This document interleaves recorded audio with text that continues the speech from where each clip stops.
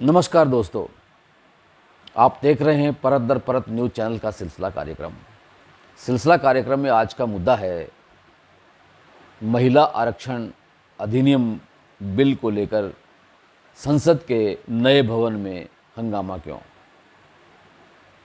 संसद के नए भवन में आज से कार्य विधिवत शुरू कर दिया गया है।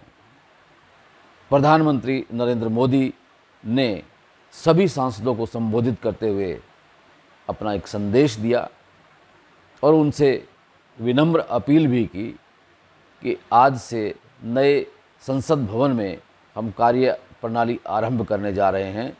इसलिए एक नई सोच के साथ, नई उम्मीद के साथ, नए जोश के साथ, नए होश के साथ ऐसा कार्य करें, ऐसे निर्णय लें जिससे कि ये भारत देश आत्मनिर्भर देश बने और 2047 में यह एक विकसित देश कहलाए।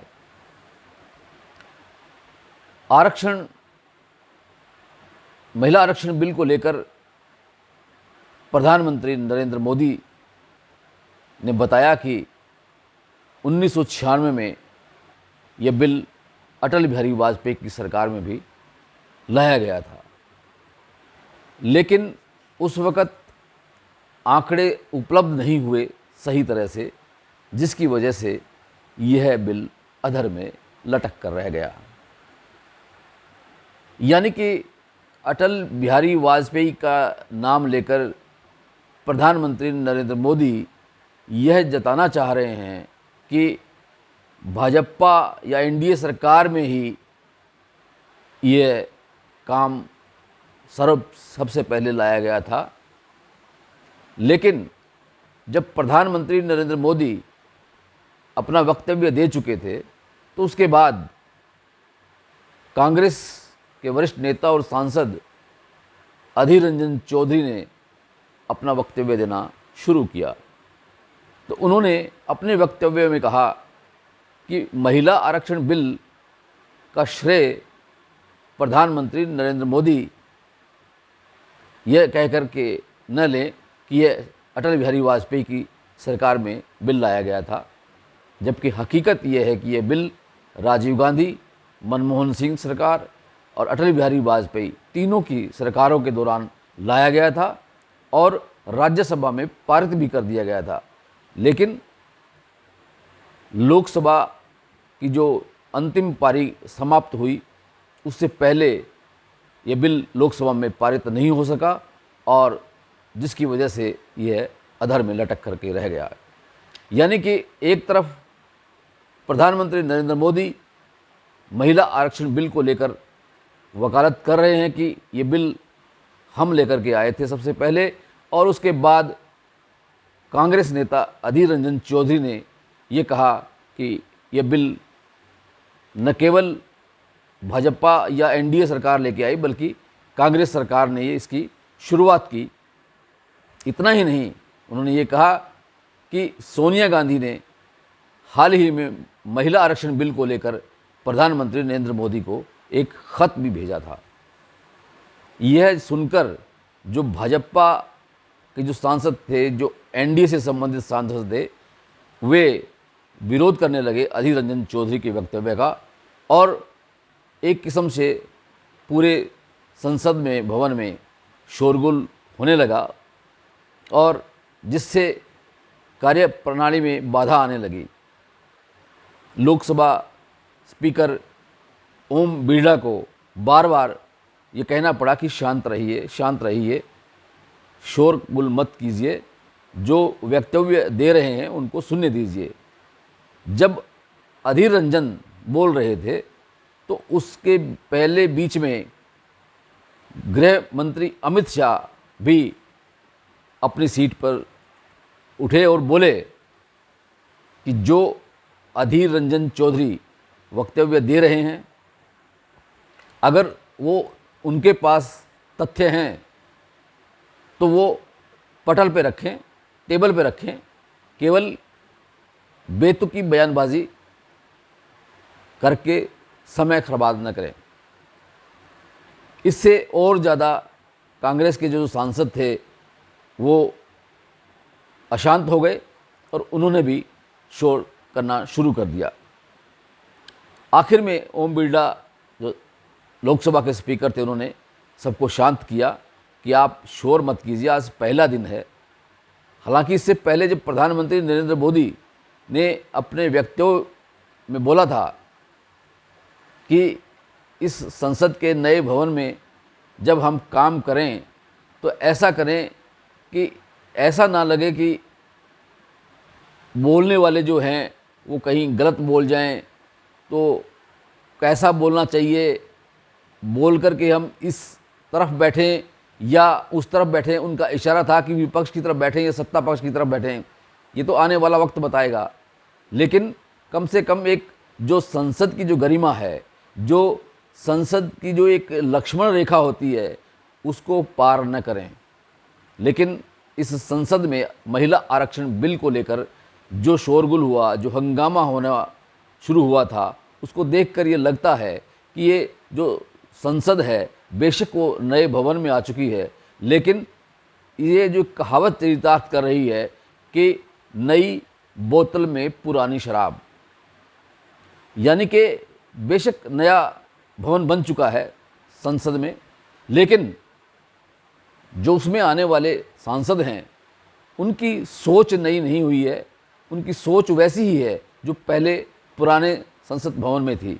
उसी तरह से ही उन्होंने एक दूसरे के खिलाफ आरोप प्रत्यारोप का सिलसिला जारी रखना है। जो तथ्यों पे आधारित जो बात होती है वह कहने से गुरेज करते हैं। इतना ही नहीं, उसके बाद राज्यसभा में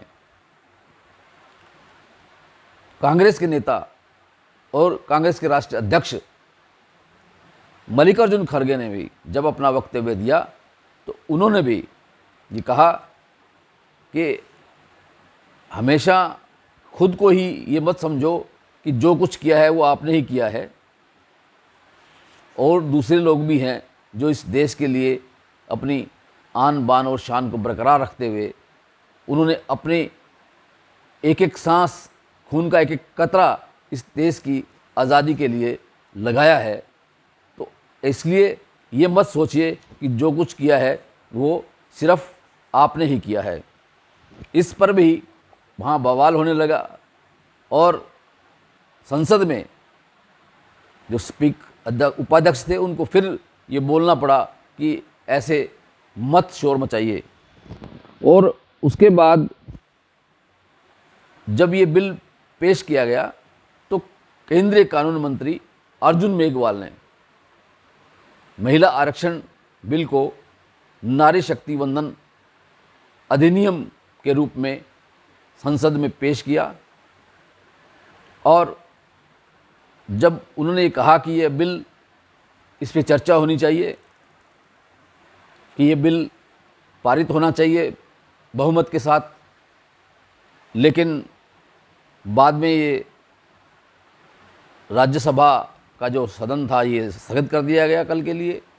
और महिला आरक्षण बिल पर अब 20 सितंबर को बहस की जाएगी। उस बहस में क्या निकलता है, क्या ये आरक्षण बिल, महिला आरक्षण बिल पारित हो जाएगा या इसके पीछे कोई और कारण बनेंगे। हालांकि सवाल ये भी किया जा रहा है कि बेशक महिला आरक्षण बिल को पेश कर दिया गया है, लेकिन जातीय जनगणना अभी तक नहीं की गई है। 2011 में जातीय जनगणना हुई थी जो कि 2021 में होनी थी, लेकिन कोविड की वजह से वो जातीय जनगणना नहीं हो सकी। और जब तक जातीय जनगणना नहीं होगी तब तक यह पता नहीं चलेगा कि कितनी महिलाएं हैं, कितना आरक्षण उनको दिया जाना चाहिए। हालांकि 33% आरक्षण दिए जाने की जो है प्रस्ताव इस बिल के तहत पेश किया गया है कि लोकसभा में और विधानसभा में ये 33% बिल के रूप में 33% आरक्षण जो है महिलाओं को दिया जाएगा। लेकिन अब सवाल ये है कि 33% इनको, 34% उनको, और इस तरह से अगर ऐसे होता जाएगा तो एक संविधान का नियम है कि 50% से ज़्यादा आरक्षण नहीं दिया जा सकता। और अगर 50% से ज़्यादा आरक्षण पहुंच जाएगा तो कोई न कोई सुप्रीम कोर्ट में पहुंच जाएगा, और फिर जब मामला सुप्रीम कोर्ट में चला जाएगा तो महिला आरक्षण बिल बेशक पारित हो जाए, लेकिन फिर भी उस पर कानूनी पेंच अड़ा रहेगा। इसलिए इस नए संसद भवन में हम बेशक सांसदों को देख रहे हैं, लेकिन ये जो फैसले लेंगे उन फैसलों को अच्छी तरह से खूब सोच विचार करके सहमति से लेंगे तो कोई फ़ायदा होगा, वरना बकौल शायर पलों के फैसले सदियों तक रुलाते हैं, पलों के फैसले सदियों तक रुलाते हैं, इस एहतियात से लेना जो फैसला लेना। यानी कि जो भी फैसला आप लोगे चाहे वो पल भर में लो, लेकिन उसको अच्छी तरह से सोच समझ कर ही लेना चाहिए, अन्यथा वो रुलाएगा फैसला। सिलसिला कार्यक्रम में आज इतना ही। कल फिर किसी मुद्दे को लेकर आपसे रूबरू होंगे। तब तक के लिए इंद्र मोहन शर्मा को इजाज़त दीजिए। धन्यवाद।